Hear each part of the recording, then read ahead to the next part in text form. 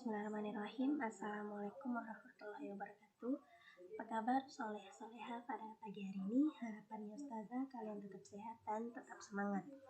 Nah, hari ini kita kembali akan belajar pembelajaran bahasa Indonesia, dan materi kita hari ini adalah tentang mencari informasi dari bacaan.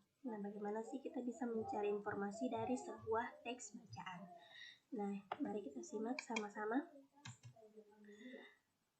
Nah, sebelum Ustazah jelaskan cara-caranya, Ustazah akan jelaskan dulu apa sih itu sebenarnya informasi. Jadi, informasi itu adalah sekumpulan data atau fakta yang telah diproses dan dikelola sedemikian rupa sehingga menjadi sesuatu yang mudah dimengerti dan bermanfaat bagi penerimanya.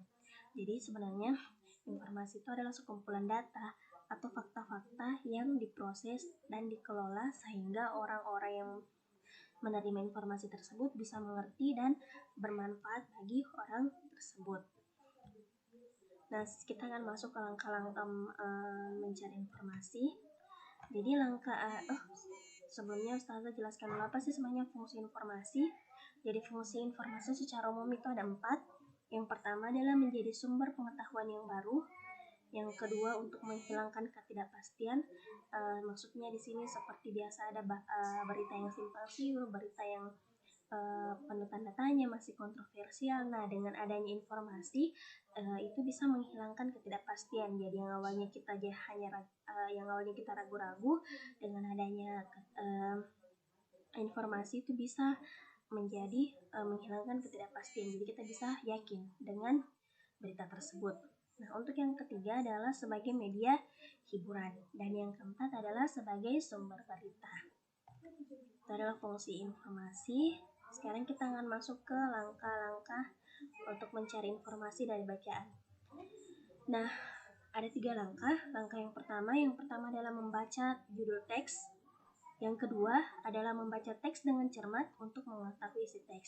Nah, langkah yang ketiga ini adalah langkah yang paling penting, yaitu membuat daftar pertanyaan untuk setiap paragraf sehingga memudahkan dalam memperoleh informasi dari teks. Jadi, membuat pertanyaan di sini bisa kita lakukan dengan menggunakan kalimat tanya yang pada umumnya, yaitu 5W tambah 1H. Nah, setelah kita membuat daftar pertanyaan, kita akan memperoleh jawaban-jawaban. Nah, dari jawaban-jawaban tersebut kita bisa memperoleh informasi. Nah, ini adalah contoh sebuah paragraf, sebuah teks bacaan. Nah, dari teks bacaan ini kita bisa menarik informasi. Nah, setelah kita membaca teks ini, langkah yang bisa kita lakukan yang pertama adalah, yang paling penting adalah membuat daftar pertanyaan. Nah, daftar pertanyaan yang bisa kita buat adalah seperti ini. Mengapa harus menjaga penularan COVID? Mengapa harus mencegah penularan COVID? Nah, itu kalimat tanya 1, mengapa. Yang kedua, apa informasi yang disampaikan dalam teks? Kata apa. Yang ketiga, di mana mencegah penularan COVID? Nah, itu adalah ada kata di mana. Yang keempat, siapa? Yang kelima, bagaimana? Dan yang keenam adalah kapan. Jadi itu adalah kalimat tanya yang pada umumnya digunakan untuk mencari informasi dalam teks. Nah, setelah kita membuat daftar tanya tersebut, kita akan memperoleh jawaban-jawaban berdasarkan kalimat tanya kita. Nah, dari jawaban-jawaban tersebut kita bisa menghasilkan informasi yang berhubungan dan sesuai dengan apa yang sesuai dengan data yang kita butuhkan, atau sesuai dengan apa yang kita cari sebenarnya.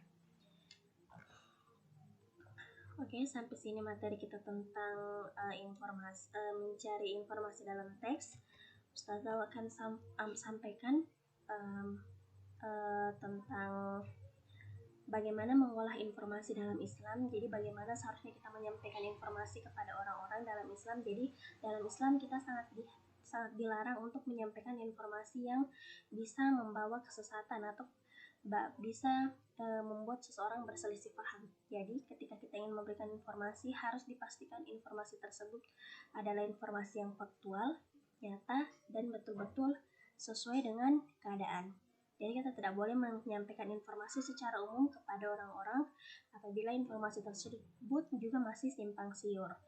Karena dalam Quran surah Al-Hujurat ayat 6, Hai orang-orang yang beriman, jika datang kepadamu orang fasik membawa suatu berita, maka periksalah dengan teliti agar kamu tidak menimpakan suatu musibah kepada suatu kaum tanpa mengetahui keadaannya yang menyebabkan kamu menyesal atas perbuatan itu. Jadi dalam Islam ketika kita sangat dianjurkan ketika mendapatkan informasi adalah memeriksa dengan teliti kebenaran dari informasi tersebut. Oke, sampai sini penjelasan Ustazah soal mencari informasi dalam teks. Dan kurangnya mohon dimaafkan. Assalamualaikum warahmatullahi wabarakatuh. Bye.